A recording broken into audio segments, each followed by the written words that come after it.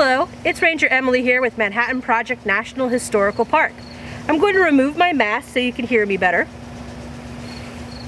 Today I am at McMurray Park in Richland, Washington. For our Pop-Up Playdays video, we are talking about feeding our community in Victory Gardens. And what better place to talk about gardens than the community garden at McMurray Park. Before the Manhattan Project was built, the Tri-Cities area was mostly made up of small farming communities. The first people to farm and live along the Columbia River were indigenous communities like the Wanapum. In the late 1800s, new settlers came into the area to farm. There was plenty of land for farming, but little rainfall. In 1908, the Hanford Irrigation and Power Company built the Hanford Irrigation District Pump House, also known as the Allard Pump House, for farming. When completed, area newspapers called the project the largest pumping plant in the world. The project provided water for large-scale farming and orchards in the area, which supported farms and businesses in the towns of Hanford and White Bluffs.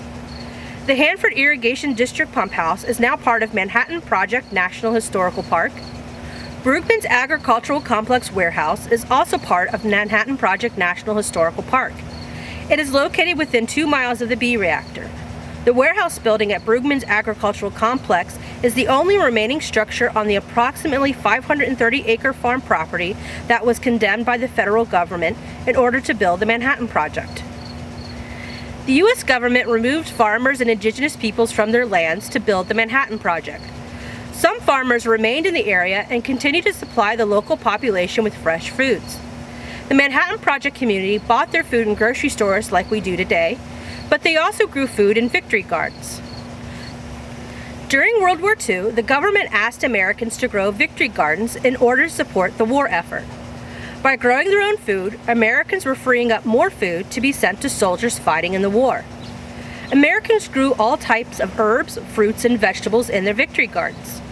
Across America, people planted gardens in backyards and community gardens. Americans living in cities even planted Victory Gardens on rooftops and fire escapes. First Lady Eleanor Roosevelt planted a Victory Garden at the White House. The Manhattan Project community planted their gardens in Victory Garden plots. Not everyone could have a garden in their backyard in Richland because of the area's dry soil and reliance on irrigation and drainage for growing plants. Instead, garden plots were given out at the Manhattan Project. They did their best to give people garden plots near their homes, and families chose their garden plots first and single people last. Victory Garden plots were free, and each person was responsible for buying and planting their own seeds and growing their own garden. Victory Gardens provided the Manhattan Project community with fresh food, and the Manhattan Project community consumed huge quantities of food. Feeding the Manhattan Project community was a project in itself. 51,000 people needed to be fed every day. Manhattan Project leaders supplied workers and their families with large quantities of food so they would stay and finish their work on the project. The DuPont Corporation built 8 cafeterias, each the size of a football field, to feed the Manhattan Project community. 50 tons of food was served at each meal. At a time when most Americans were rationing their food and going without, Hanford workers could eat as much as they wanted for 67 cents a meal.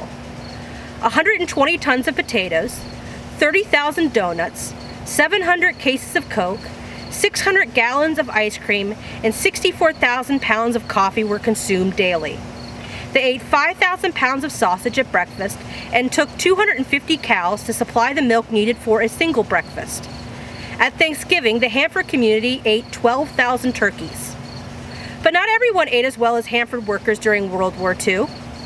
Most Americans were rationing their food.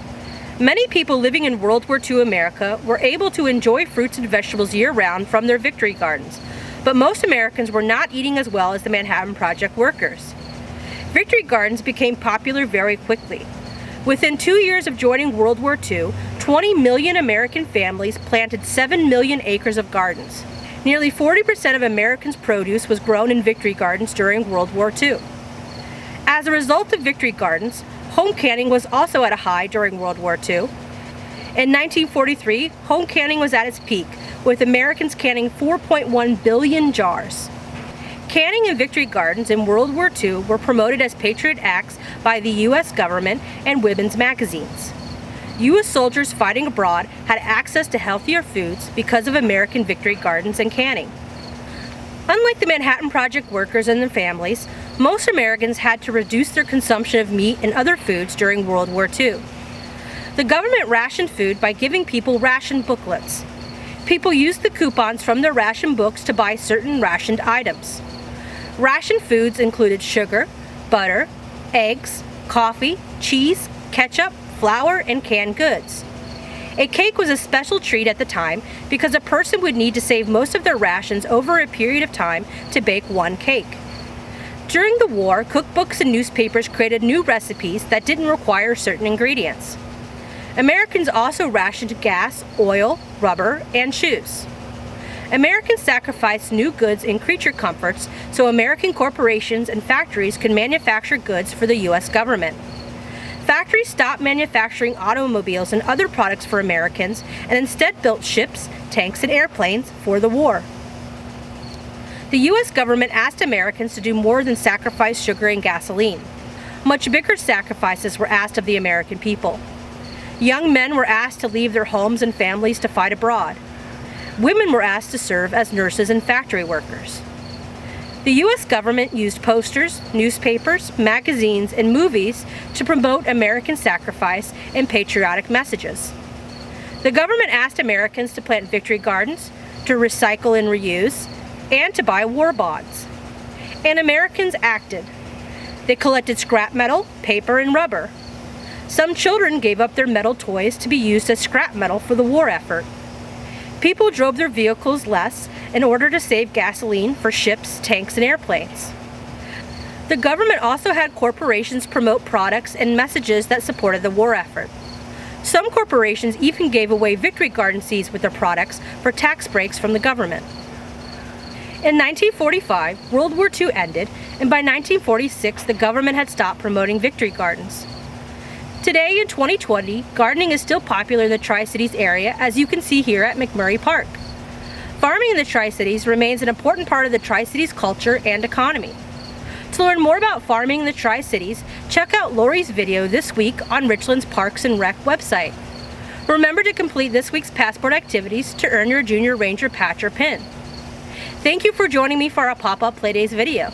I'll see you next time when we'll be talking about pets in our community. See you then!